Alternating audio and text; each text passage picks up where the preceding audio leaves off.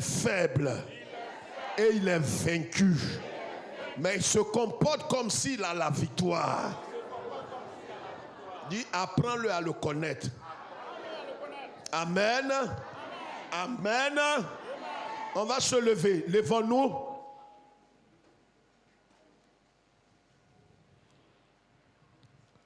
Luc chapitre 10, le verset 30, 31, 32, 33, 34 et 35. Nous lisons la parole de Dieu. Jésus reprit la parole et dit. Écoutez très bien cette parole. Un homme descendait de Jérusalem à Jéricho. Un homme fit quoi? La mélodie du dimanche. Tous les mélodies du dimanche. Il faisait quoi? Écoutez bien, hein? Écoutez très bien. Qu'est-ce que cet homme a fait? Il descendait d'un arbre? Non. Il était où? À Jérusalem. Il était où? Quand on parle, il faut parler. Il était où? À Jérusalem. Et il a décidé d'aller À Jéricho. Dis, il va faire quoi? Il va faire quoi?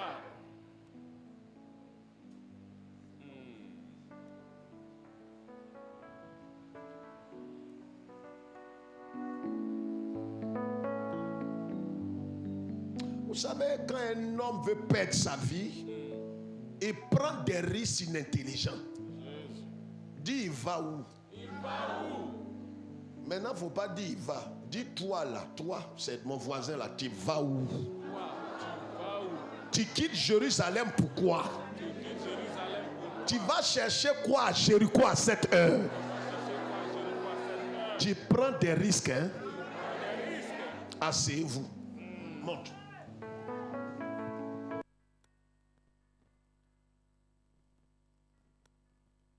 Voilà ce que la parole de Dieu déclare.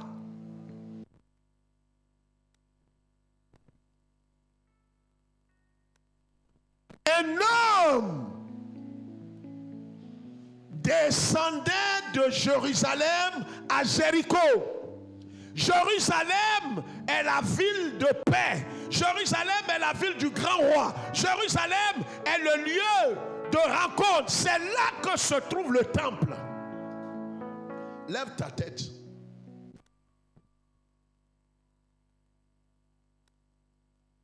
Il y a des risques qu'il ne faut jamais prendre dans la vie.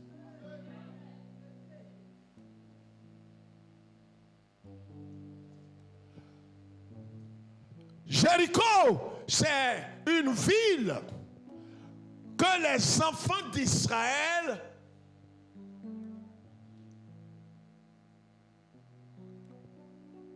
avaient traversé quand ils sortaient de l'Égypte pour aller vers la terre promise. Quand ils sont arrivés vers cette ville, c'est une ville barricadée, une ville personne n'entre et personne ne sort.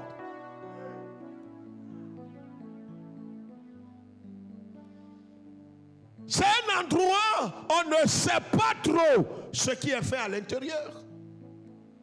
Et le Seigneur a donné des ordres à Josué pour dire, vous allez faire le tour de cette ville de Jéricho pendant 6 jours. Le 7e jour, vous allez faire 7 fois le tour.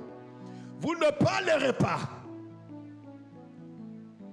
Le 7e jour, les murailles vont s'ébranler et vous allez rentrer dans la ville et posséder tout ce qui est dans la ville. Vous allez prendre tout et vous allez donner ça à Dieu. En d'autres termes, tout ce qui est dans la ville, comme c'est la première ville que vous allez traverser, alors ce sont les prémices. Et les prémices appartiennent à Dieu. Laissez toute la ville à l'Éternel. Que ce soit l'or, le diamant, les biens, les habits, tout ce que vous allez traverser et trouver là, laissez, c'est pour l'Éternel. Quand ils sont arrivés, ils ont fait exactement. Ils sont rentrés dans la ville. Les murailles sont tombées. Ils ont possédé la ville. Ils ont vaincu Jéricho. Je pensais que c'est de toi que je parle. J'ai dit ils ont vaincu Jéricho. Et le Seigneur te donne la victoire sur Jéricho. Là où personne n'entre. Laisse-moi dire à quelqu'un cette parole que le Seigneur m'a mis sur le cœur. Ne compte pas sur ta capacité, sur ton intelligence, sur ta force. Tu n'en as pas.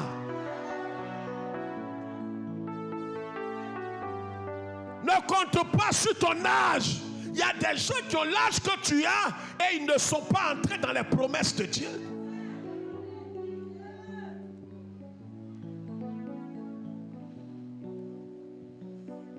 Ils rentrent dans Jéricho, ils possèdent Jéricho, ils sortent. Et Dieu dit par la bouche de Josué, cet endroit est maudit. Quiconque viendra pour rebâtir Jéricho, il sacrifiera son fils aîné.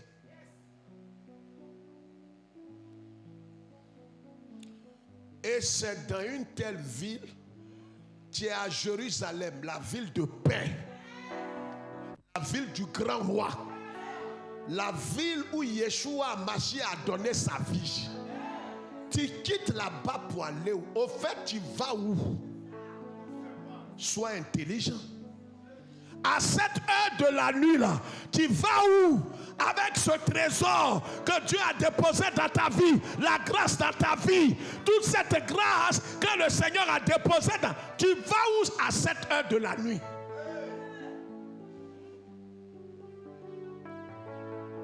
Ne regarde pas à côté, c'est de toi on parle. Tu veux te suicider parce que tu n'as pas compris l'évangile.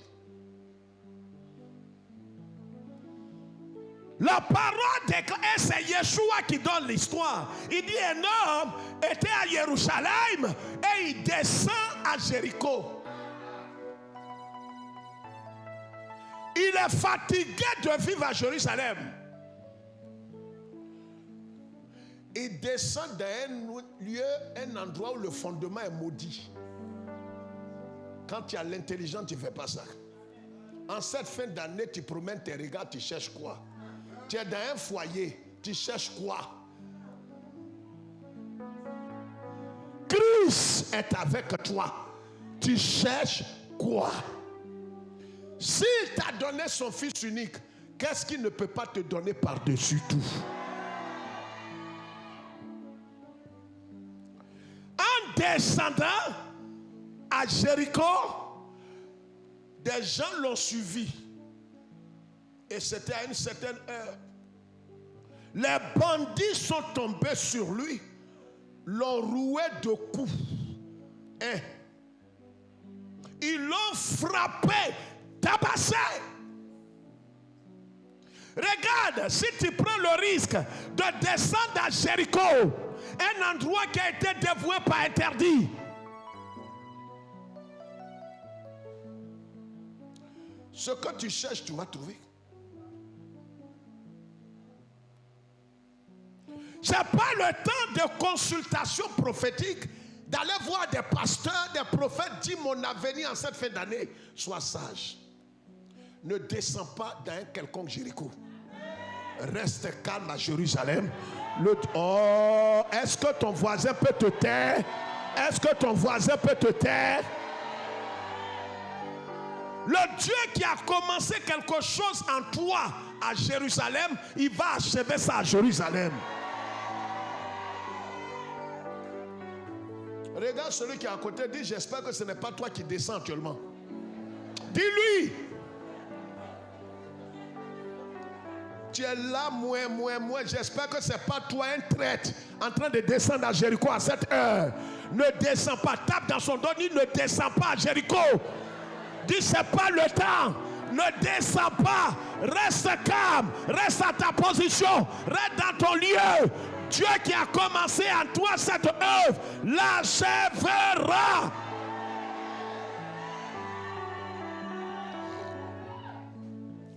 Écris le thème de ce message ce matin. Garde tes yeux sur Christ, c'est certain.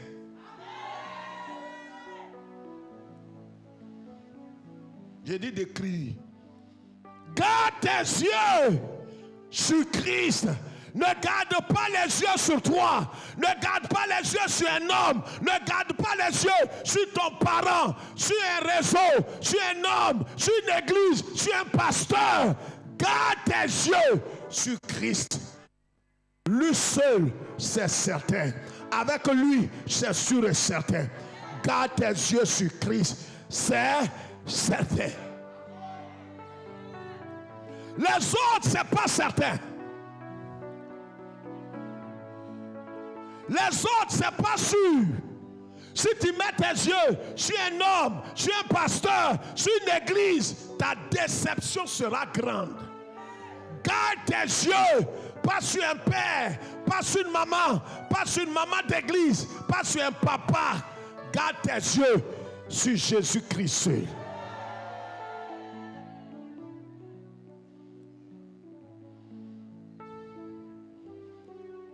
Quelqu'un comprend ce que je dis? C'est important. Donc qu'est-ce qu'il fait? Qu'est-ce qu'il a fait? Qu'est-ce qu'il a fait? Il descendait de Jérusalem à Jéricho et il tomba au milieu des brigands, premièrement. Qui ont fait quoi? Qui le dépouillaient. La première chose qu'ils ont eu à faire, c'est de le dépouiller. Écris ça.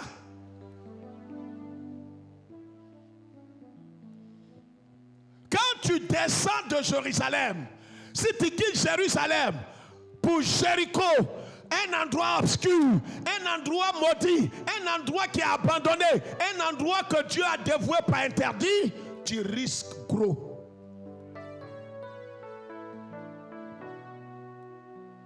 Le ventilateur, ça me pétille.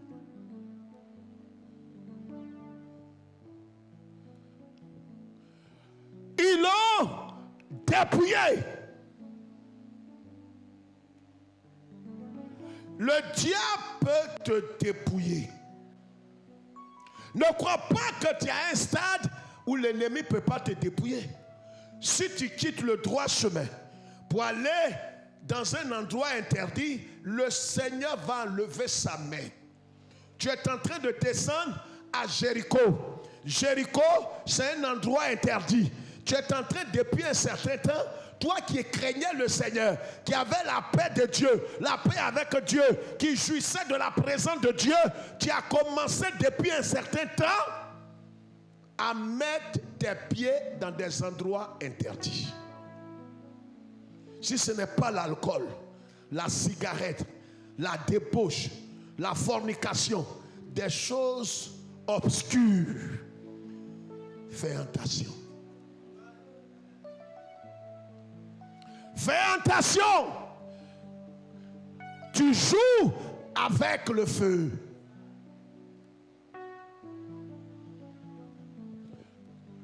Et la Bible dit, il a été dépouillé. La deuxième chose, c'est qu'ils l'ont roué de coups. L'ennemi ne va pas enlever ce qui est sur toi. Il va enlever la paix, il va enlever la joie, il va enlever ta santé, il va te dépouiller. Tu ne savais pas que Dieu t'avait enrichi spirituellement. Mais en allant dans le monde, en allant dans des choses ignobles, le Seigneur ne te suivra pas là-bas. Est-ce que quelqu'un me suit ce matin? L'ennemi va te dépouiller. Deuxième chose, non seulement il ne va pas enlever ce qui est sur toi, mais il va te rouer de coups.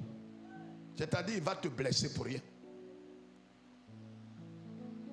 Donc il y a des attitudes qu'il ne faut pas avoir.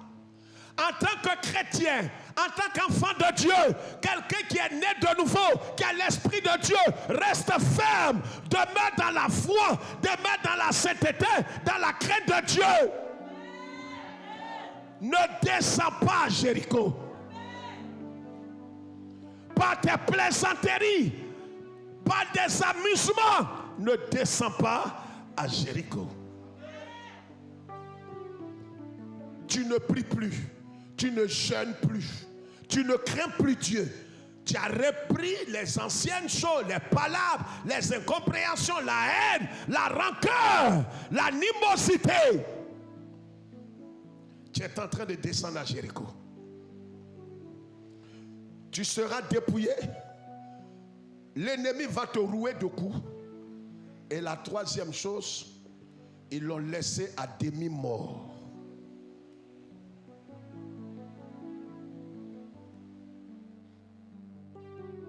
Ça peut tourner. Donc, qu'est-ce qu'ils ont fait? Le dépouillaient, ils le chargeaient de coups et le laissant à demi-mort. Alléluia. Alléluia. J'ai dit alléluia. Non, tu vois, ton voisin n'a pas compris. Laisse ton voisin. À toi, j'ai dit alléluia. Quand ton amen sera à la dimension de la reconnaissance, je vais te dire pourquoi. J'ai dit alléluia.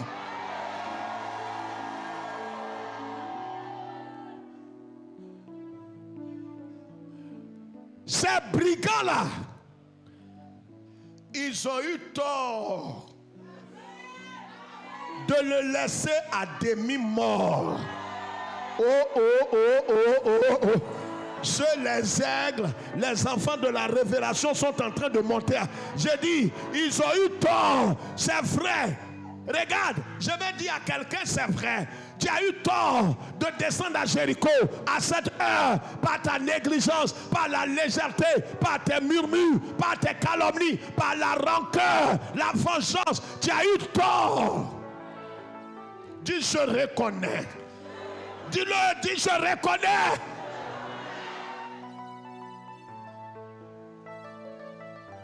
Ils l'ont roué de coups. Ils l'ont dépouillé.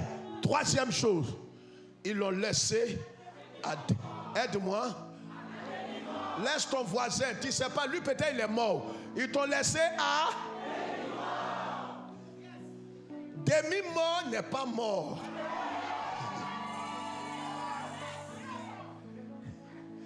Quand tu venais, tu étais irrécupérable. Mais au moins tu respirais. Oh, oh, oh, oh, oh. Les colibris sont en train de se mélanger à nous. Est-ce que les aigles peuvent dominer la voix des colibris?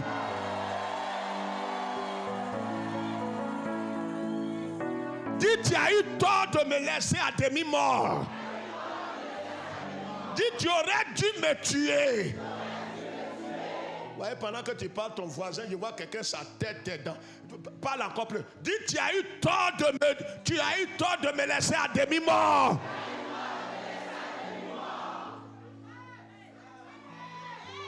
C'est l'erreur que le diable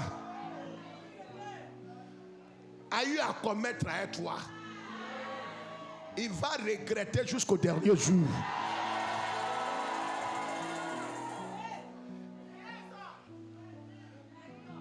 Il a eu tort. La Bible dit, ils l'ont dépouillé, ils l'ont roué de coups.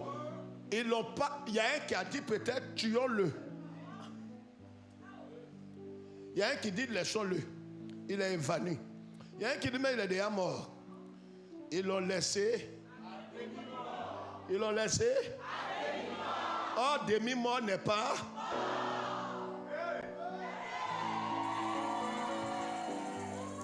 Dis, vous m'avez fatigué. Vous m'avez fermé des portes. Je suis encore en vie. Quelque chose peut encore arriver. Oh, oh, oh, oh, dis quelque chose peut encore arriver. Voilà la parole et la révélation de Dieu pour quelqu'un. En ce premier dimanche du 11e mois, je vais dire à quelqu'un, l'ennemi est un faiblard. Il a eu tort de ne pas te fermer la porte du voyage, la porte du travail, la porte du mariage, la porte du succès. Il a eu tort de te laisser à moitié mort.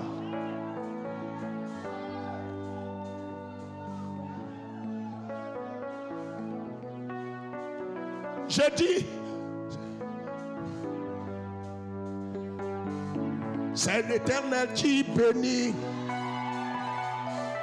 C'est l'Éternel qui bénit. C'est l'Éternel qui bénit. C'est l'Éternel qui bénit. Même à demi-mort, c'est l'Éternel. À demi-mort. À demi-mort. Est-ce que les ex sont là? À demi-mort. À moitié mort. Vous avez eu tort de ne pas me tuer. Vous avez eu tort de me laisser vivant.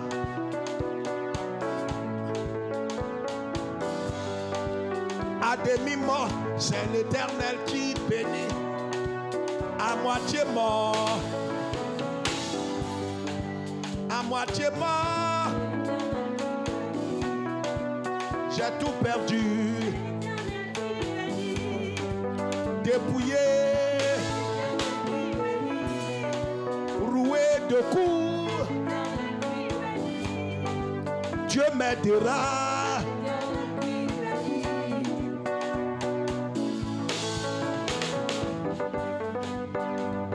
Même à demi-mort. Ils l'ont roué de coups. Ils l'ont tabassé. Ils l'ont blessé. Ils l'ont laissé à demi-mort. La parole de Dieu s'accomplira dans ta vie. Je veux dire à quelqu'un aujourd'hui, sur la base de la parole de Dieu, quel que soit ce que l'ennemi est en train d'orchestrer,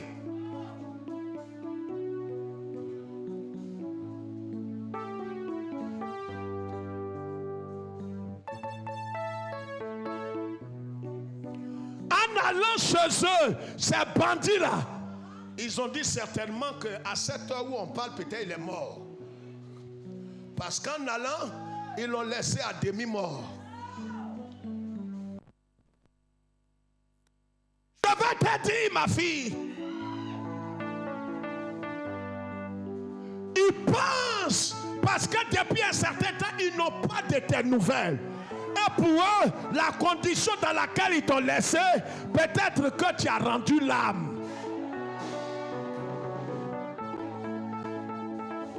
Ils se disent dans leur cœur, tu vas mendier, tu vas revenir en famille. C'est leur projet.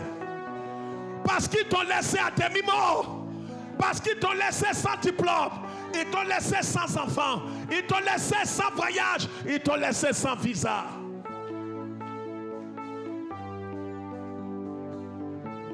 Je veux dire à quelqu'un ce matin, garde tes yeux, pas sur un homme, garde tes yeux sur Jésus de Nazareth.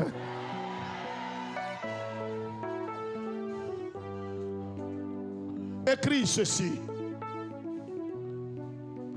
Matthieu, chapitre 16, verset 24. Jésus dit une parole forte. Qu'est-ce qu'il dit? C'est un enseignement prophétique ce matin. Écris ces paroles. Garde-les. Lis-les pendant ces 2 mois. Alors, Jésus dit à ses avec disciples, vie, s'il te plaît. si quelqu'un veut venir après moi, si quelqu'un veut venir après moi, qu'il renonce à lui-même, qu'il renonce à l'autorité qu'il a sur lui-même. Voilà la première condition, frères et sœurs. Écris. Ce que le Seigneur te demande, ce n'est pas d'avoir les yeux sur toi-même. N'est pas de regard sur ta capacité, sur tes diplômes, sur ton intelligence, sur ta sagesse, sur ta famille. Ça, ce sont tes acquis. Mais tant que tes yeux seront sur toi, tu échoueras. Lamentablement, tu échoueras. Ne compte pas sur ton intelligence. Ne compte pas sur ta capacité. Renonce. Renoncer, c'est laisser délibérément. Lâche prise. Ne compte pas sur ton intelligence. N'aie pas des regards sur toi-même. Renonce à l'autorité que tu as sur toi-même. Ça veut dire qu'à compter de cet instant, dès que tu as les regards fixés sur Christ, tu ne dois plus avoir d'autorité sur toi. Le seul qui doit avoir autorité sur toi est le Seigneur. J'ai dit le Seigneur. Tu vois, ton voisin est revenu encore à son esprit. J'ai dit le Seigneur, le maître absolu. C'est lui maintenant qui doit avoir le dernier mot et le premier mot dans ta vie. C'est pourquoi le Seigneur dit, si quelqu'un veut me suivre, qu'il renonce à lui-même, qu'il renonce à l'autorité qu'il a sur lui-même. La deuxième chose, c'est que tu dois donner le contrôle de ta vie à Jésus. Écris, on va gagner du temps au lieu de... Tu renonces à toi-même et tu lui donnes le contrôle de ta vie. C'est-à-dire, tu ne fais rien de toi-même et tu ne décides rien de toi-même. Ce qui doit être fait dans ta vie, en cette fin d'année ou dans ta marche chrétienne, doit venir du Seigneur. C'est ce que le Seigneur décide. C'est ce qui doit être accompli. Troisièmement, tu dois, pour toujours et de façon délibérée, rejeter ta propre volonté. Ce n'est pas ce que tu veux, ce qui te plaît. Ce n'est pas tes désirs qui doivent être accomplis, mais c'est ce que le Seigneur veut. Or, ce que le Seigneur veut peut ne pas te faire plaisir, mais va te conduire dans la vie éternelle. Quelqu'un m'a saisi. Ce que le Seigneur veut peut ne pas te faire plaisir, peut ne pas te plaire, mais le but, c'est de te conduire dans la vie éternelle. Revenons à cet homme qui est tombé parmi les brigands. Il a été dépouillé. Il a été roué de coups. Il a été laissé à demi-mort. Quand il a été laissé à demi-mort, la parole de Dieu dit, c'est Jésus qui raconte, un sacrificateur. Lève ta tête. Je vais te dire quelque chose ce matin du fond de mon cœur.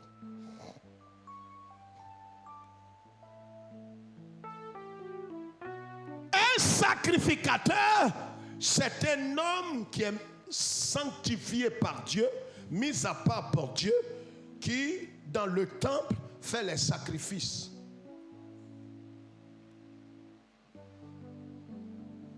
La parole dit, Jésus dit, cet homme est venu. Il a vu l'homme que les bandits ont roué de coups, dépouillé et laissé à demi-mort. La bonne nouvelle est qu'ils l'ont laissé à demi-mort. Je le dis parce que ce message, depuis mercredi, le Seigneur me dit, c'est la réponse à la prière de quelqu'un parmi nous. Ce message va t'aider jusqu'à t'introduire en 2023. Ils pensent qu'ils ont fini avec toi. Ils pensent qu'ils t'ont achevé. Dans leur conscience, dans leur raisonnement, dans leur observation, dans leur manière de voir les choses, pour eux, à l'heure où nous parlons, tu n'es plus de ce monde. À l'heure où nous parlons, même si tu es vivant, tu es maintenant un homme malheureux, misérable, irrécupérable. Le sacrificateur, un homme pieux, un homme aimant Dieu, est passé. Quand il a vu le monsieur là, laissé à demi-mort, la Bible dit, il est passé outre.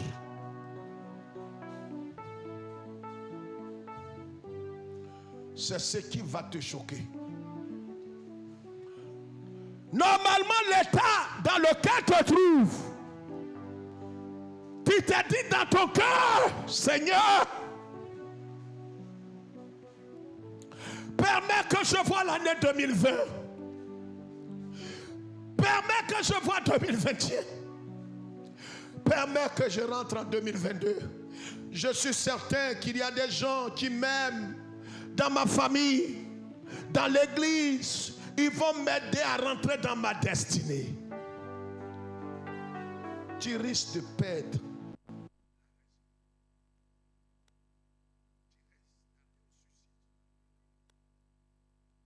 Le sacrificateur, il connaît Dieu. Mais il est passé outre. En regardant cet homme, il s'est dit, il va être un fardeau pour lui. Il y a des gens, quand ils te regardent dans ta situation, ils ne veulent pas t'aider parce qu'ils se disent, s'ils rentrent en contact avec toi, tu vas être un fardeau pour eux. Je ne te permets pas de rire ce matin.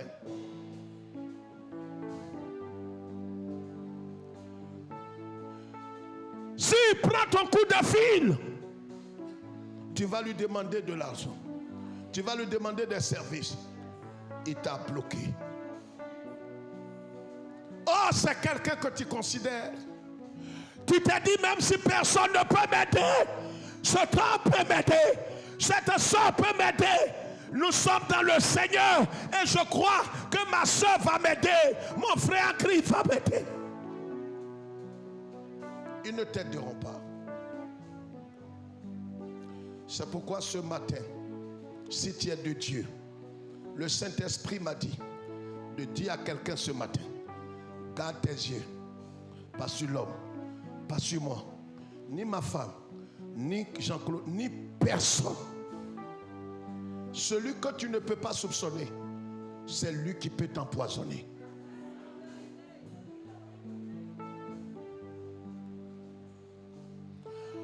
Le sacrificateur est passé outre. Il ne voulait pas rentrer en contact avec toi qui est laissé à demi-mort. Il va dépenser, il va te soigner, il va te mettre dans une auberge, il va payer ton séjour. Il y a des gens dans la famille, autour de toi, dans ta famille maternelle et paternelle, quand ils te regardent, ils ne veulent même pas être en contact avec toi parce qu'ils savent que tu es un fardeau. Tu es un fardeau, tu es un problème. Ils te voient te débattre. Mais ils se disent, s'ils prennent ton coup de fil, tu vas prendre tous tes malheurs, ta poisse, tes charges. Tu vas, messieurs. Ils préfèrent passer outre. Ils préfèrent te laisser. Même dans le Seigneur. Je ne te dis pas de te méfier, mais c'est d'être prudent. J'ai vécu une scène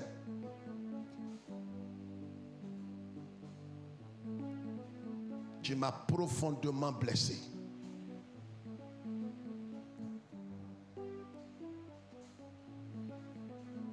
Il y a quelque temps en arrière, j'ai parlé avec un frère. Un frère qui est quelque part dans le monde. C'est des jeunes gens que j'ai suivis il y a au moins 35-40 ans en arrière.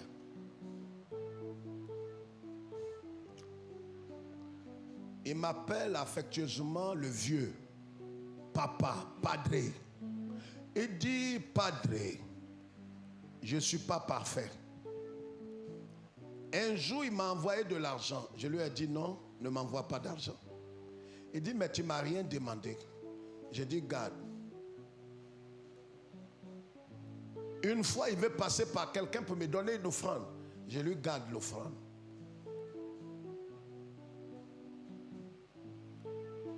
Écoute ce que je te dis ce matin.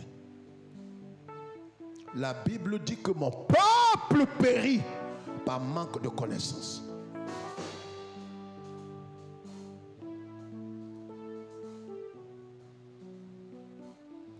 Et il y a quelqu'un qui était dans un besoin.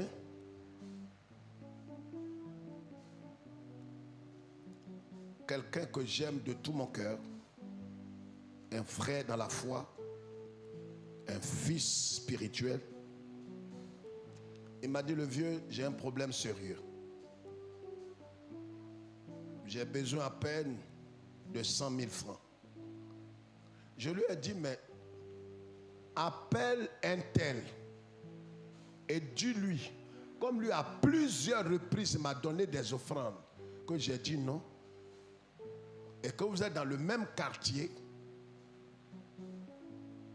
dis-lui qu'au nom du pasteur que tu connais, donne-moi ça, aide-moi, car je ne t'ai jamais demandé quelque chose. Il a dit qu'il ne peut rien faire.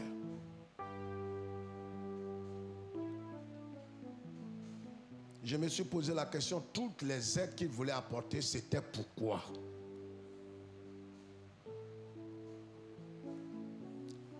Le sacrificateur va te voir. Il y a des frères, il y a des soeurs biologiques dans la même famille, dans la famille biologique, dans la famille paternelle et maternelle, ou dans ta grande famille ou au village, ou même dans l'église. Ton problème va être pour eux comme un fardeau. Ils ne veulent pas rentrer en contact avec toi parce que tu es un fardeau, tu es pesant. J'ai suivi la scène ici de deux sœurs, il y a quelques années en arrière, qui étaient des amis qui partageaient les habits ensemble au début de la communauté. Les deux se sont dit, en alliance, si tu as quelque chose, aide-moi. L'autre a dit, si tu as quelque chose, aide-moi. Même quand on n'avait pas grande chose, les deux sœurs là, marchaient ensemble, ils faisaient tout ensemble. Je me suis assis là, à mon bureau, j'ai pleuré. L'homme est méchant. Les deux sœurs en crise dans l'église. L'autre a eu une opportunité.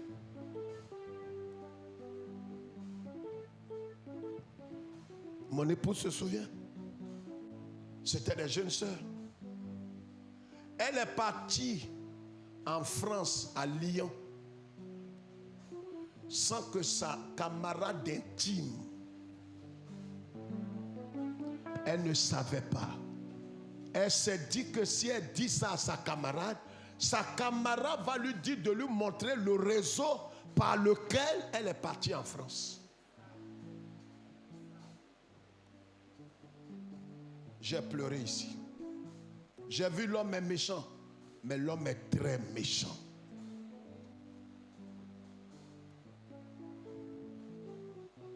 La sœur, c'est à l'église ici qu'elle a appris que sa camarade, son ami, son allié est parti en France depuis une semaine.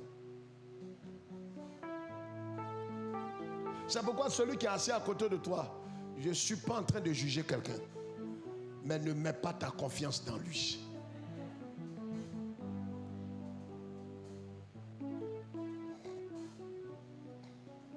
J'ai vécu une scène il y a 2 ans, à peine 2 ans maintenant, pas totalement. Un sacrificateur aussi. Un sacrificateur, c'est quelqu'un qui semble aimer Dieu, craindre Dieu et qui n'est pas censé te trahir. Mais chacun de nous va rencontrer un sacrificateur qui va passer outre parce que tu deviens pour lui un fardeau. Tu es pesant. Il ne va pas te le dire, mais il va se méfier de toi. Parce qu'à chaque fois que tu le vois, il doit te donner le transport. Quand tu viens chez lui, tu dois manger. Tu penses que c'est de gaieté de cœur, mais tu ne sais pas que tu es devenu un fardeau. 90% des hommes.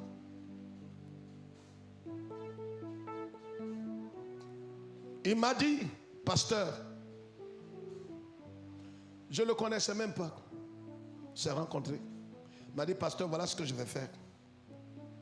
J'ai dit, mais je te connais depuis plus de 30 ans en arrière. Voilà, un ami.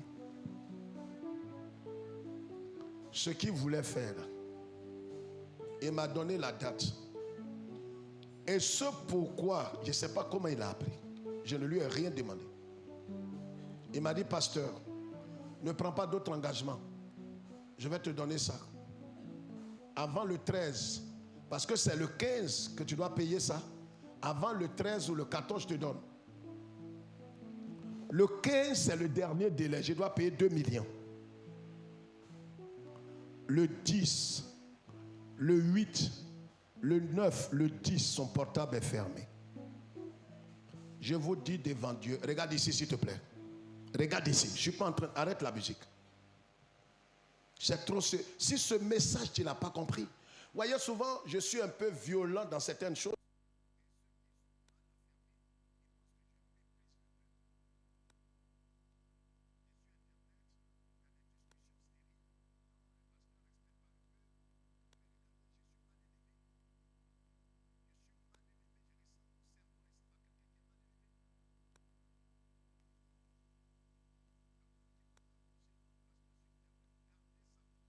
Ne défendez pas sur Internet. Je vous mets en garde. Je ne demande à personne de me défendre. Défendez Jésus et la saine doctrine. Si tous ceux qui sont en train d'écrire méchants sur moi, laissez. Je suis pas mal élevé. C'est exprès que souvent je choque. Mais je suis pas mal élevé. Parce que si vous avez vu l'ange, comme vous ne lisez pas la Bible, vous avez vu l'ange qui est venu délivrer Pierre, qui l'a frappé dans son côté. Un ange normal ne peut pas frapper un homme qui est venu délivrer. Souvent, il faut qu'on vous choque. C'est exprès, je le fais. Pour que vous sachiez qu'on est véritablement à la porte. Non, je ne suis pas malade. Je n'ai pas perdu la raison pour vous insulter. Donc, je ne vous demande pas de me défendre sur Internet. Défendez la saine doctrine.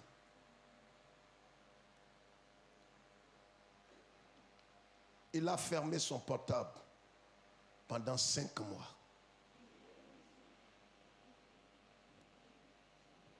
C'est un homme que je ne connais pas,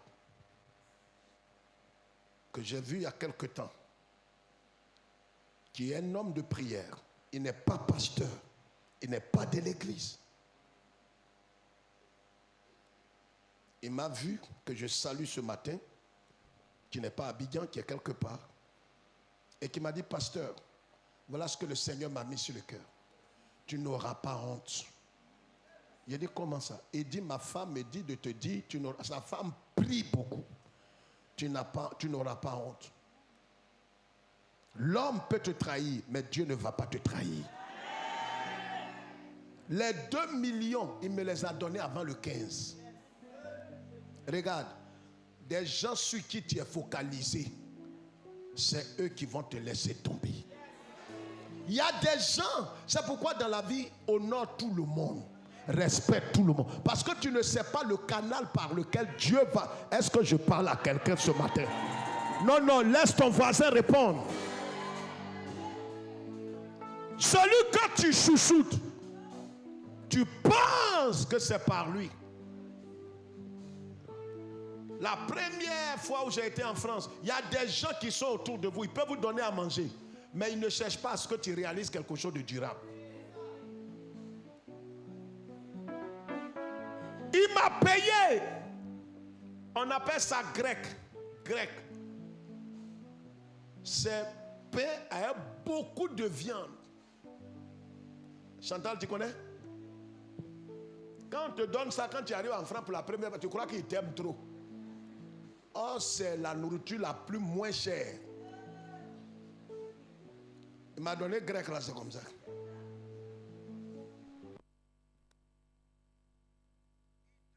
Il y a des gens que tu vas croiser. Parle de maison. Parle de comment tu vas bâtir. Il est prêt à te donner à manger. Mais il ne veut pas que tu rentres dans la destinée où eux ils sont rentrés. Ils feront tout.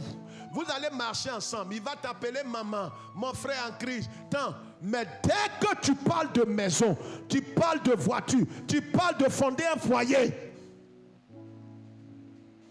ils n'aiment pas les choses qui vont durer dans ta vie. Je parle à quelqu'un. Il peut t'aider pour quelque chose qui va passer, mais il n'est pas prêt à te donner quelque chose qui va durer. Il dit, si tu peux venir me voir, hein, je vais te donner le carburant. Mais il dit, ce n'est pas carburant. Je veux que tu m'embauches. Il dit, ça va être difficile. Je peux te donner 500 000. Tu vois, par mois, viens me voir, il te donne au moins 150 000 pour manger. Il dit, laisse tout ça, il faut m'embaucher. Ça, c'est un sacrificateur. Et passe outre la bonne nouvelle. Ah! La bonne nouvelle dans cette histoire. Pourquoi je te dis ce matin, garde tes yeux sur Jésus. Parce que derrière village, il y a un village. Oh, je ne sais pas pourquoi tu es là. J'ai dit, derrière village, tais-toi, laisse quelqu'un répondre. Derrière village,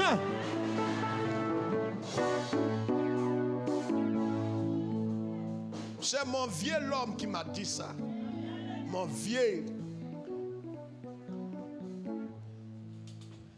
Il est à Abidjan actuellement.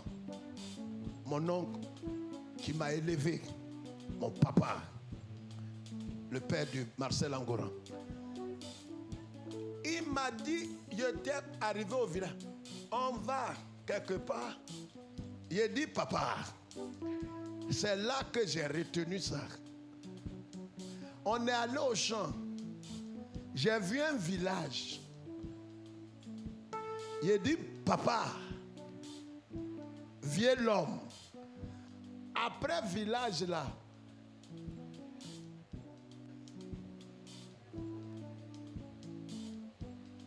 il dit petit. Après village là,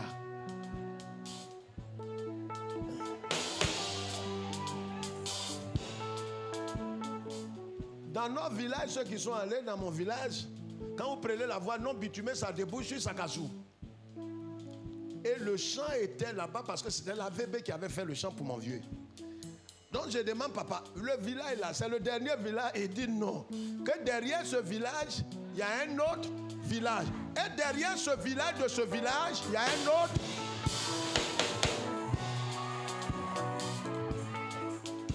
La bonne nouvelle, c'est que quand le sacrificateur est passé, pour lui, après lui, il n'y a personne. Mais ce qu'il ne sait pas, je vais dire à quelqu'un ce matin, après village, il y a un autre village. Le dit, voyez, ceux qui sont venus pour t'aider, le monsieur est venu pour te fiancer. À un certain moment, il dit, il ne veut plus de toi. Il a pris ses dots, il a pris ses pailles, tout ce qu'il devrait prendre pour faire la dot, il est passé outre. Je veux que tu dises avec moi, passe avec tes biens. Dis si tu es venu pour passer, passe. Regarde comment tu parles. Je comprends pourquoi ça continue. Dis si tu es venu pour passer, passe.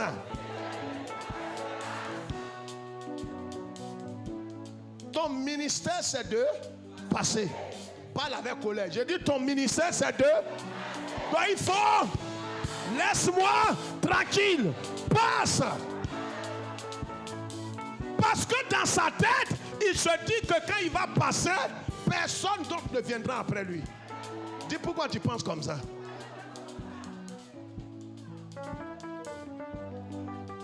Ce qui, la bonne nouvelle, c'est qu'ils l'ont roué de coups, ils l'ont dépouillé, ils l'ont laissé à demi-mort, mais ils l'ont laissé à demi-mort sur le chemin.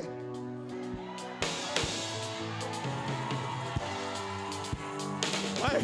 Les colibris n'ont pas compris. Les colibris n'ont pas compris. J'ai dit, attends, ils l'ont laissé à demi-mort sur le...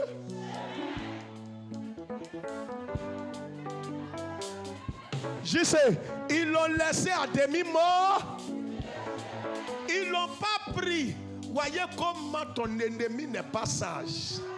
Les sorciers ne sont pas sages. Ils t'ont fermé des portes. Portes de travail, portes de voyage, portes de temps. Ils ont tout fermé. Mais ce qu'ils ont oublié, ils ont oublié de fermer la porte de la prière. Oh, oh, oh, oh. Alléluia!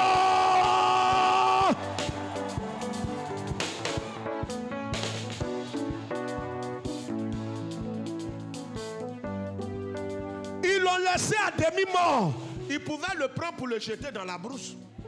C'est vrai ou bien c'est faux? Aide-moi, je vais continuer. Ils pouvaient le prendre pour ne même pas que quelqu'un le voie. Normalement, quand les bandits veulent tuer quelqu'un, ils le jettent quelque part où personne ne le... La bonne nouvelle pour toi, malgré tout ce qu'ils t'ont fait là, ils n'ont pas eu le réflexe. Non seulement ils ne t'ont pas tué, mais ils t'ont laissé sur le chemin. Je parle ou bien je laisse ça? Mikou, je parle ou bien je laisse? Yeshua, la Bible déclare qu'il est le chemin.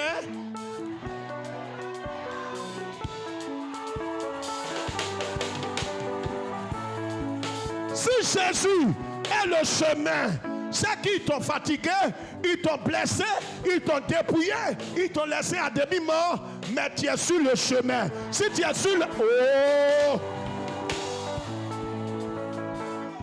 J'ai dit, si tu es sur le chemin, c'est que le chemin va te trouver. Ouais, tu n'as pas compris. J'ai dit, si tu es sur le chemin, c'est que lui-même qui s'appelle chemin va te trouver. C'est pourquoi j'ai dit à quelqu'un ce matin, ton fiancé, le premier est parti. Il a joué à être encore. Il est parti. Mais il y a quelqu'un de plus important qui... Oh!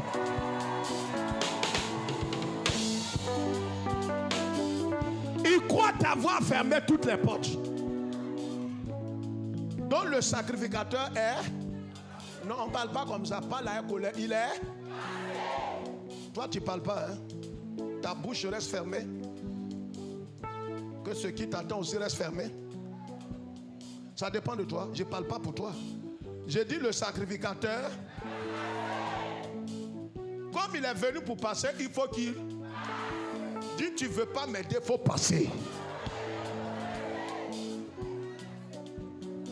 Dis, tu ne peux rien faire pour moi, il faut passer.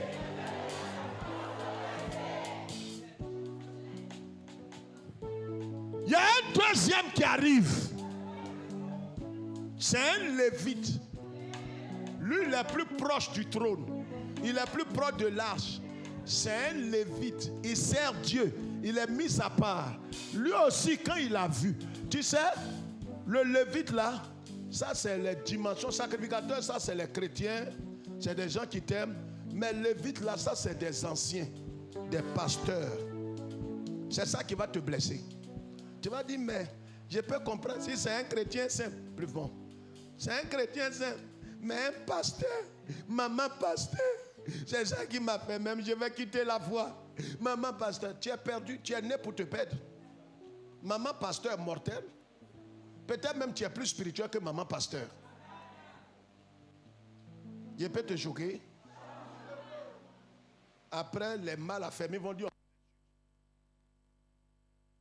Regarde, il y a des choses que Dieu peut montrer à quelqu'un qui n'est pas officiel. En tant que les officiels eux-mêmes ne voient pas ce que toi tu vois. Léa, je peux dire ça là? J'explique ou bien je laisse? Il y a une maman qui s'appelle Sarah. C'est la femme légitime et légale, officielle d'Abraham. La femme là aime Dieu. Mais il y a des dimensions qu'elle n'a jamais connues que sa servante qui est maîtresse.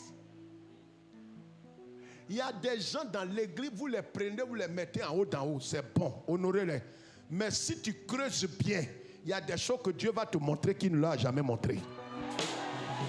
Il y a des dimensions spirituelles que tu peux rentrer dedans qu'ils ne vont jamais rentrer. Ne dis pas non, c'est la présidente des femmes, c'est la maman pasteur, c'est la diaconne. Laisse les titres là. Creuse. Agar était dans le désert quand Dieu ouvre ses yeux. Ce que Dieu n'a jamais fait à Sarah. Il y a des choses que Dieu va te montrer. Les gens me vont dire, mais nous on est responsable, on ne voit pas. Ce n'est pas responsable, Dieu cherche. Dieu cherche ceux qui le cherchent de tout leur cœur. Je ne parle pas dans le vent. Hein.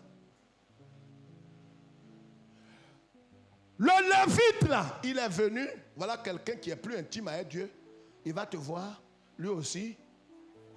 Aidez-moi. Parle fort. Il est. Même le deuxième fiancé. C'est ce qui a blessé certaines soeurs. Dit, elles ne se marient plus. Certaines sont devenues lesbiennes. Il y a reçu une soeur qui est aujourd'hui lesbienne. Elle dit, pasteur, j'ai choisi. 3 hommes dans l'église évangélique ont brisé mon cœur. Je ne mets plus ma confiance dans un garçon. Mais tu as tort. Un sacrificateur, un lévite. Et ils connaissent Dieu. Mais ils sont passés outre. Donc si les deux là sont passés outre, païen va faire quoi? Il ne va pas passer, il va t'achever. Il y a des gens, Dieu permet qu'ils passent outre. Ce matin, je t'annonce que ceux qui ne sont pas destinés à ta destinée doivent passer outre. Tu étais blessé, tu étais frustré parce que des gens, ils t'ont trahi. Ce matin, libère ton cœur. Le Seigneur a permis que ces gens te trahissent. Parce qu'en vérité, il y a un dernier qui arrive. C'est pourquoi Job dit, écrit ça, Job, je vais vers la fin. Job 19, verset 25. Le Lévite qui arriva aussi, et le Seigneur ajoute aussi. Parce que, voyez, la dernière personne qui arrive, les premiers t'ont trahi, mais un tonton maternel, un tonton paternel, une maman maternelle, un frère, un pasteur, quelqu'un d'important peut venir. Lève la tête, je vais vers la fin. Il va te dire, moi, tu lui racontes ta mésaventure. Il te dit, ah, l'homme est aussi méchant comme ça. Mais toi, tu ne sais pas ce que lui-même il te réserve. C'est ce qui m'a amené à comprendre, quand vous voyez des femmes qui ont 4 enfants et 4 pères, ne les insultez pas d'abord. La femme de nature, elle est très naïve. Elle est très affective. C'est pourquoi on a vécu une scène à Soubré. Un homme, une femme venait d'être trahie. Elle était mariée pendant des années, chrétienne, évangélique. Et sa propre petite soeur venait de tomber enceinte de son mari. Elle est déçue. Elle veut parler, son mari la frappe et la divorce. Elle prend le car pour venir sur Abidjan. Son voisin, écoute-moi, oh. Son voisin ne fait que la taquiner. Elle ne veut même pas jouer. Arrivé à Abidjan, le monsieur dit non, prends mon contact. Il dit, c'est pour faire quoi? Je sors d'une trahison. Ma propre petite soeur a tombé enceinte de mon mari. Où je suis, je n'ai confiance à aucun homme. Il dit, regarde, tous les hommes ne sont pas les mêmes. Au nom de Dieu, moi, tu sais, ça dit, quand je t'ai vu, je me dis, oh Dieu, quelle beauté angélique. Ça dit, quand je regarde ta vie et ta destinée, ma destinée, on dirait qu'ils ont emprunté un train commun. Ce n'est pas par hasard que moi, je ne suis pas marié parce que moi-même, ma copine m'a trahi. Toi aussi, ton mari t'a trahi. Les trahis doivent se mettre ensemble. La sœur en Christ, écoute-moi. La sœur en Christ, après quelques mois, elle s'est ressaisie. Dans son péché là, elle prend, attache à elle le monsieur. Le monsieur l'enceinte. Et l'enceinte, c'est une histoire, hein? Ça n'existe pas, j'ai imaginé. Il ne faut pas que quelqu'un va lire, il va tomber sur moi, ils vont porter plainte. Donc c'est quelque chose, c'est un conte. C'est une légende. Donc, le bonhomme qui l'a enceinté là, il ne s'est pas marié parce que sa copine est partie en France, l'a oublié. Et sa copine, pendant qu'il met enceinte la soeur là, c'est là sa copine est arrivée. Que Dieu soit loué. Sa copine vient pour dire, je t'ai laissé, mais je veux qu'on reprenne. Elle quitte à bloquer, elle a ses papiers. Le monsieur ici n'a pas d'avenir.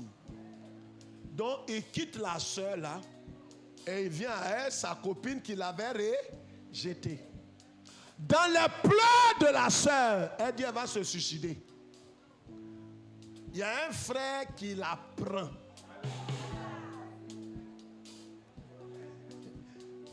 Un sacrificateur. Il ne comprend pas, il dit Amen. Le dernier qu'il a pris, il a dit moi, je ne vais pas coucher avec toi, attends. Ma vie là, c'est toi qui es là. Ça fait combien de personnes?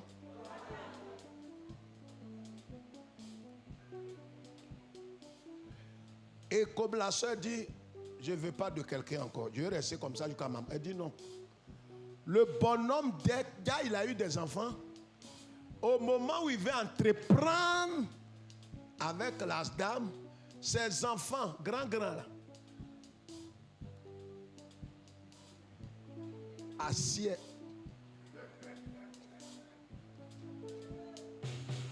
Ils ont dit à leur papa, tu n'épouses pas celle-là. Or, le monsieur a commencé à sortir avec elle. Voilà comment vous voyez des femmes qui ont 4 enfants, 4 pères. Ce n'est pas parce qu'elle est prostituée. Il y en a quelques-unes qui aimaient l'argent. Mais quand une femme allait de trahison en trahison, de trahison, tu ne comprendras pas. Mais je vais dire à quelqu'un ce matin, derrière village, il y a un village. Donc nous terminons. Qu'est-ce qui va se passer? Le Lévite est passé outre. Le Lévite en passant, il s'est dit que c'est terminé, qu'il est le dernier qui passe. Tu sais, ceux qui t'ont abandonné, dans leur tête, après eux, il n'y a personne. Parce qu'ils sont les bien placés dans la famille. Ton frère est bien placé, ta soeur est bien placée, ton tonton est bien placé. Il se dit, si on ne t'aide pas, qui va t'aider? Ils oublient qu'ils ne sont pas Dieu. C'est ça ton oncle a oublié. Ils ne savent pas que, comme Job l'a dit, mon Rédempteur se lèvera. Est-ce que les aigles peuvent dominer la voix des autres? Mon Rédempteur ne passera pas le premier. Je vais dire à quelqu'un ce matin, là où ils t'ont laissé, c'est pourquoi ne compte pas sur toi-même. Ne regarde pas à ta capacité. Ne regarde pas à ton intelligence. Ne regarde pas à ta force. Ils pensent qu'ils t'ont trahi. Ils pensent qu'ils t'ont rejeté. Ils reviendront pour voir dans quel état tu es. La Bible dit, le monsieur a couché là, sur le chemin à demi-mort. C'est dans demi-mort là qu'un bon samaritain, quelqu'un qui est méprisé, incompris, quelqu'un que personne ne peut miser sur lui. Tu sais, ton secours ne te viendra pas de quelqu'un. C'est pourquoi il y a des jeunes filles, souvent j'ai peur pour leur avenir. Ton mariage ne viendra pas. Tu attends quelqu'un. Non, je suis en train de dire qu'il faut épouser quelqu'un que tu aimes. Arrête la musique. Ce n'est pas un débat. Si vous entrez dans un... Levez la tête quand je suis en train de dire ça. Quand on dit ça souvent ici, il y a des gens mal affermis, des papas, des tontons, des mamans. Ne laissez personne vous distraire. Si vous n'aimez pas une femme, même si il vous est arrivé de pécher avec elle, repentez-vous, ne l'épousez pas. Ne l'épousez pas. N'épousez jamais quelqu'un, je le dis sur la Bible, quelqu'un que vous n'aimez pas. On vous dira non, tu vas l'aimer après, c'est mensonge. Quelqu'un que tu n'aimes pas, ne l'épouse pas, peu importe son statut. Mais en même temps, si c'est dans la chair que tu m'as, tu resteras célibataire vieilli. Parce que Plusieurs sont charnels et ne prennent pas le temps de prier le Seigneur pour voir si c'est le plan de Dieu pour leur vie.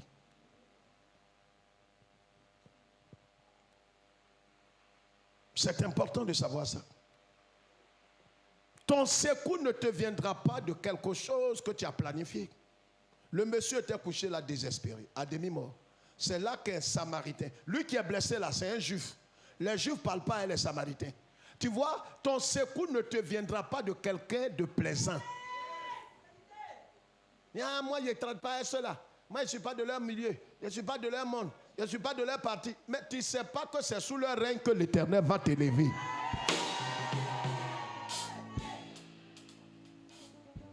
Ne reste pas carré dans ta tête. Ne sois pas carré. Marche par l'esprit. Un bon Samaritain passe. Et il s'arrête, il fait 3 choses. Écris ces 3 choses. Il le soulève. Voilà ce que Jésus va faire pour toi. C'est pourquoi la soeur a chanté tout à l'heure qu'il m'a ramassé, il m'a arrangé. Il m'a arrangé avant de me positionner. C'est ce qu'il a fait à elle, le Samaritain. Dieu l'a utilisé pour faire ça sur le demi-mort. Quand tu viens désespéré, ce que le Seigneur va faire, c'est qu'il va te ramasser. Il ne va pas commencer à te soigner étant couché. Parce que tu es couché à longtemps. Je veux dire à quelqu'un, pendant ce mois, ce 11e mois, avant la fin, le Seigneur va te relever d'abord. Je ne sais pas pourquoi tu es là. Je ne sais pas. Est-ce que le propriétaire de cette parole est là parmi nous?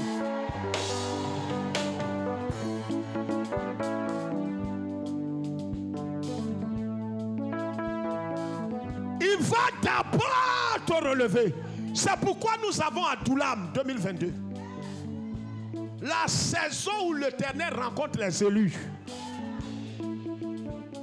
3 jours de prière, de restauration et de restauration. Non seulement Dieu va te restaurer, mais il va te restituer tout ce que l'ennemi t'a pris.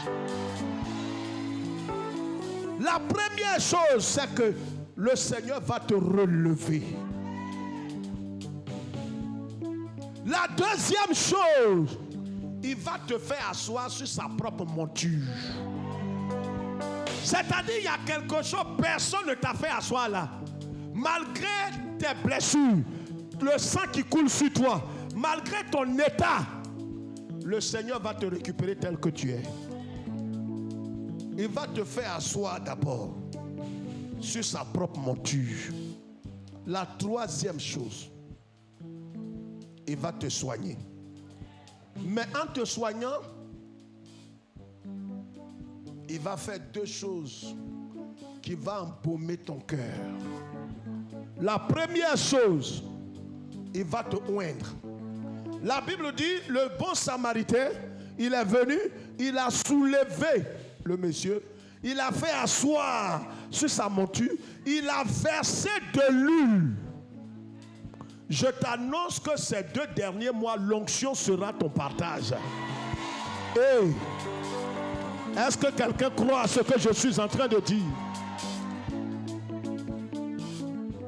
C'est-à-dire ce que tu n'avais pas reçu, lorsque tu n'avais pas été blessé, tu vas recevoir quelque chose que tu n'avais même pas eu lorsque tu étais bien portant.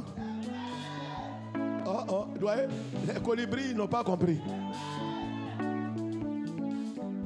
C'est dans ton état de blessé là que ce que tu n'as jamais espéré va venir sur ta vie. Tu vas recevoir l'onction. L'onction, c'est la capacité surnaturelle que Dieu dépose sur toi. Au moment où tout le monde se retire de toi, les gens passent outre. Les gens pensent que tu es un fardeau. Personne ne veut de toi, ils t'ont trahi. Ta propre famille, tes amis, tes connaissances. C'est là que Dieu te oint. C'est là que Dieu te oint. Au moment où tu pensais que si les hommes t'ont trahi, c'est que Dieu va te laisser. Or, c'est là que je t'annonce qu'avant le 30e, l'onction sera ton partage. Les femmes d'Adoulam, ceux qui viennent à la retraite spirituelle à Doulam, dimanche prochain, apprêtez-vous. Parce que tu sortiras de là avec l'onction sur ta vie. Les gens vont poser la question, la sœur Marie aussi est parmi les prophétesses, mais parce que l'onction sera sur ta vie et ce qui était infaisable deviendra faisable. La deuxième chose, après l'huile, il a mis le vin.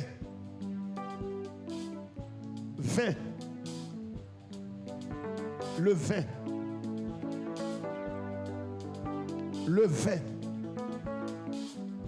Lève ta tête. On est en train de te dire d'aller payer ton vin. Parce qu'il y a des gens qui ont des raccourcis. Et dis-moi le message là, j'ai dormi quand papa a dit vin. Il a dit, oh Seigneur, Dieu pas tantôt d'une manière, tantôt d'une autre. Il y avait 2 vins chez moi, Valpierre. Il a dit, oh Seigneur, voilà que papa lui-même a libéré ça. Si c'est Valpierre tu bois, c'est que tout va être volé. C'est pas de Valpierre on parle. On parle du vin, du jus de raisin. Sans alcool. On appelle ça le bon vin. Je t'annonce que le vin est le symbole de la joie. Je t'annonce, en cette fin d'année, l'onction sera sur ta vie et la joie va remplir ta maison. Hey! Hey! Je dis 3 fois, hey! Hey! Hey! Est-ce que ceux qui vont recevoir ces 2 choses, l'onction et la joie? C'est pourquoi le psalmiste et les autres saints Paul disent, la joie du Seigneur est ma force.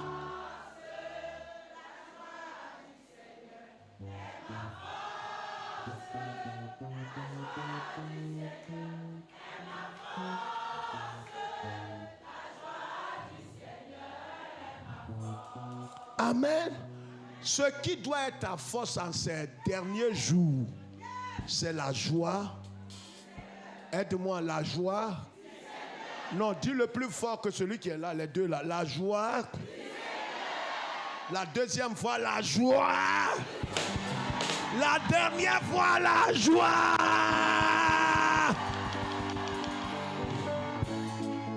Dis frère, pourquoi tu nous fais dire ça? Parce qu'il y a 3 types de joie. Il y a la joie charnelle. Joie charnelle, tu vois? Tu as compris? Ah. Ça, c'est la joie charnelle.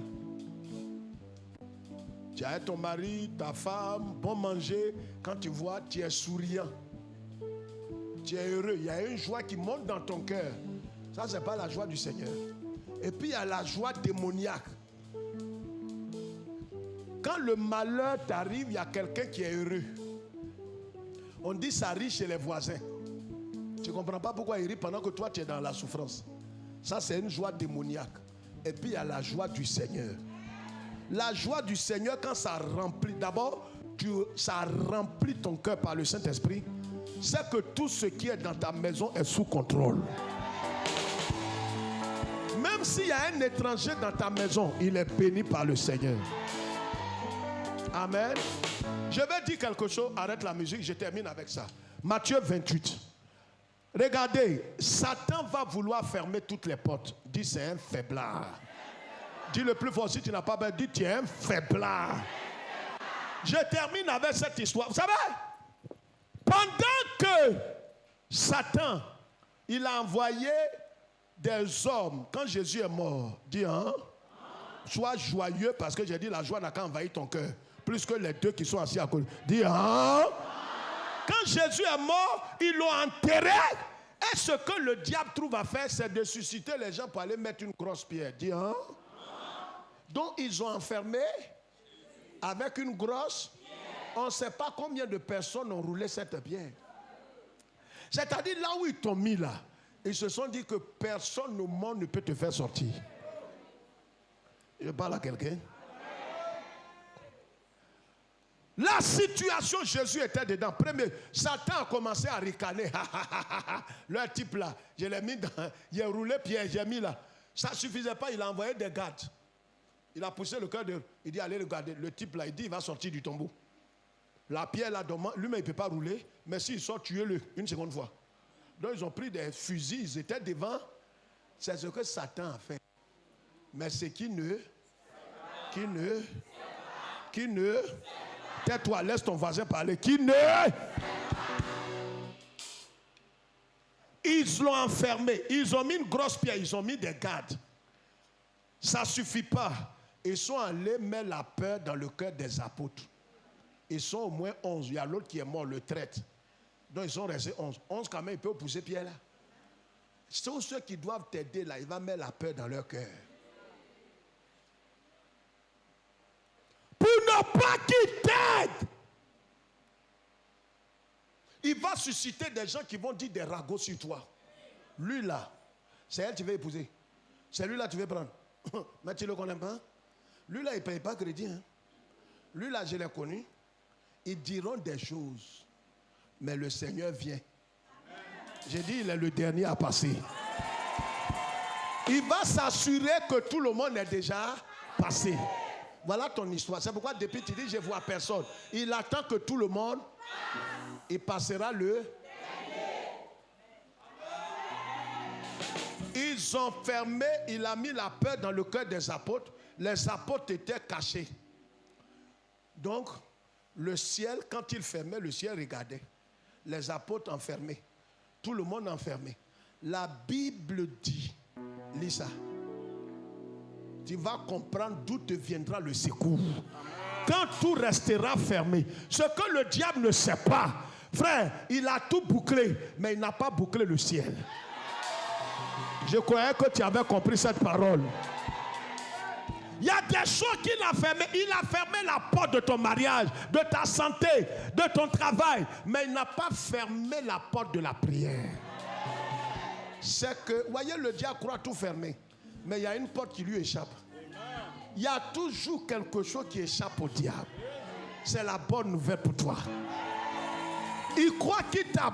C'est-à-dire là où tu es là, les gens même se demandent comment tu vas faire. Mais il y a une porte qui reste ouverte. Que lui-même il a oublié de fermer.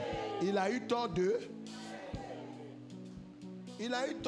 laisser ouverte. Donc qu'est-ce qui va se passer? Et voici, il y eut un grand tremblement de terre. Il va avoir un remue-ménage à cause de toi. En cette affaire. Oh, regarde, si tu veux dire un amen, que ton amen soit. Il va avoir un tremblement de. On n'a pas dit tremblement du ciel. Tes ennemis là, c'est sur la terre ils sont. Il faut que Dieu les remue. Oui.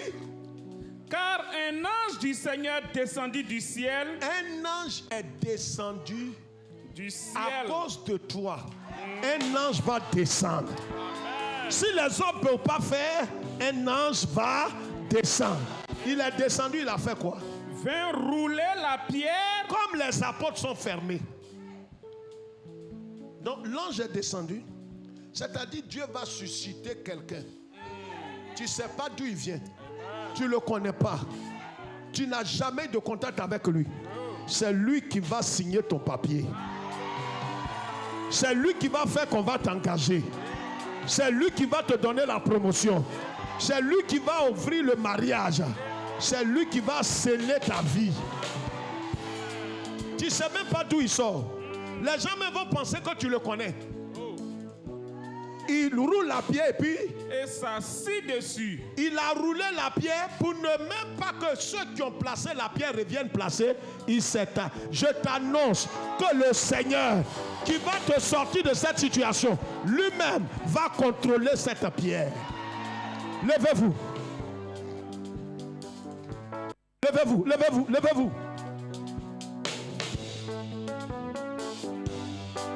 Je vais dire à quelqu'un ce matin, vous savez, ne regarde jamais avec les yeux charnels.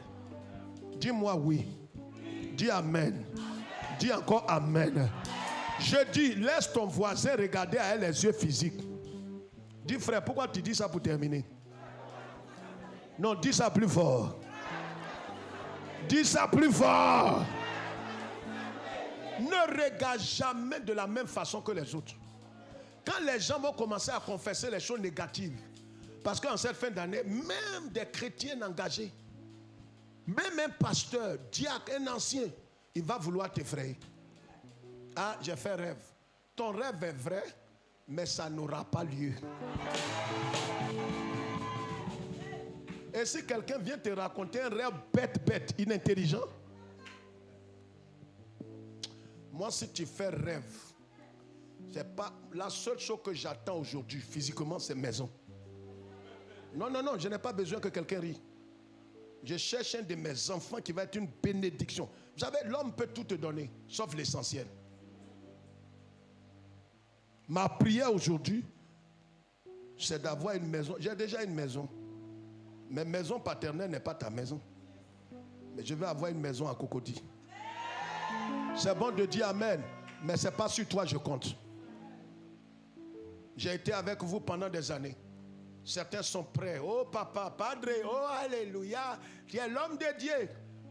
Mais la chose la plus essentielle, je n'ai pas encore. Mais laisse-moi te dire une chose. C'est sur celui qui est venu, qui a roulé la pierre. C'est sur lui que je compte. Lui qui a envoyé l'ange là. Lui ne trahit jamais.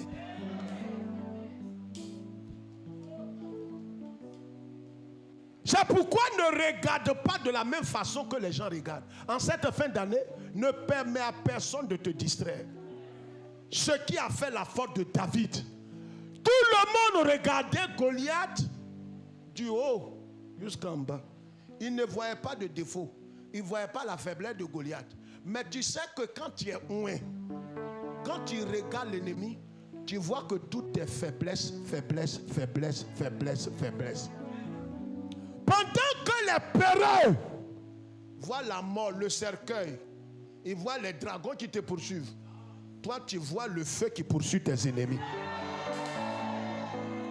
Goliath, tous les gens d'Israël regardent Goliath, ils voient sa taille, ils voient qu'il fait 3 mètres, ils voient son poids, mais ils ne voient pas que son front n'est pas protégé. Comment toi tes yeux la regardent? Tu t'effraies. Moi, il y a des gens ici que je ne côtoie pas, même des frères, des serviteurs de Dieu, que je ne vais même pas côtoyer. C'est-à-dire, il y a des gens, quand ils te parlent, c'est des gens qui extrapolent. Ça va chauffer, hein? On sent que, actuellement, je sens que la mort va venir. Mais si la mort vient, c'est toi, il va prendre. En nous deux, là, c'est toi, il va prendre. Ça te fait rire? C'est toi. Tu ne vois jamais de bonnes choses. Goliath, David vient, il le regarde. Il demande aux gens, pourquoi vous le voyez en géant, en puissant, en imbattable? Mais je vois que son front là n'est pas protégé. C'est là que j'ai mes cailloux là. Il regarde Goliath jusqu'au moment où les gens fuient. Il dit, mais Goliath, regarde, ce qui est caché dans son habit que personne ne voit, David voit ça. Ta façon de voir ton ennemi va prolonger ta vie ou va abréger. Je sens que les sorciers de ma région, leur langue est sortie, mais ils n'ont qu'à te manger. À qui tu racontes ça? Je suis de ta région. Tu t'effraies toi-même. On te dit tu es caché en Christ. Tu dis, ah papa, je suis caché, mais André, ils m'ont fait sortir. Adieu.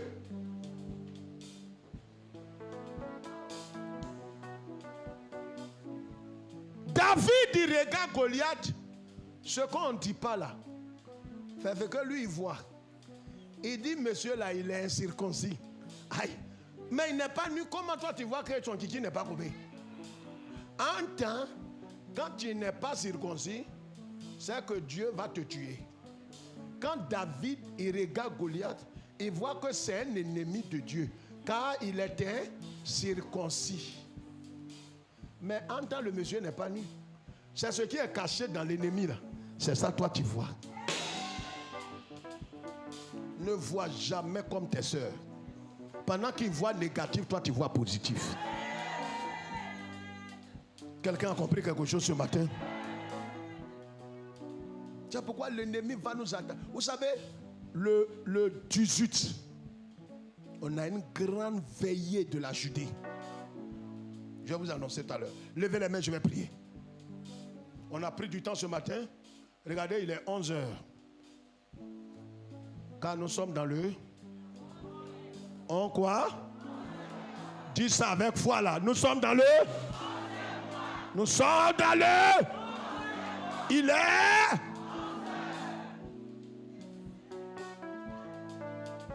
Tu lèves tes mains, je vais prier. Laisse-nous aller dans ta paix. Dans ta paix. Dans ta paix. Au nom du Père, du Fils et du Saint-Esprit. Et les élus disent...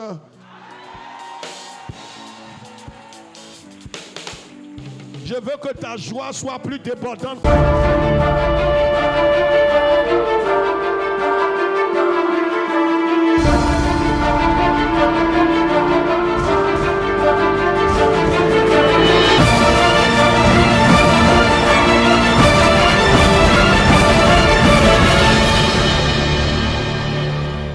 Que ton voisin